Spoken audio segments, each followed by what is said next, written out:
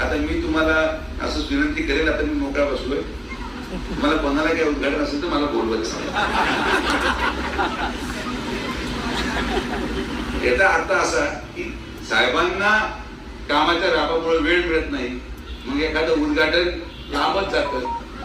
एखाद्याला गाडीचं नारळ फोडायचं होतं, एकदा नारळ माझ्याकडे, ती गाडीचे टायर बदलायची वेळ आली पण ते काय उद्घाटनाला वेळ मिळाली नाही. त्याला म्हणतो तू काळजी करू नको, आता मला सांगतो मी आहे उपलब्ध 24/7. आता मी ठरवलंय वाढदिवस हजर.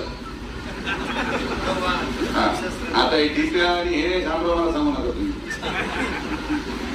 जाऊ असेल लगेच सांगा, कावळ्याच्या अगोदर सुजय विखे पोहोचेल. कारण की हे मला अनुभव, आता शेवटी अनुभवातून माणूस शिकतो. त्यामुळे कोण लावा घडी हातात राहणार, काळजी करायचं नाही.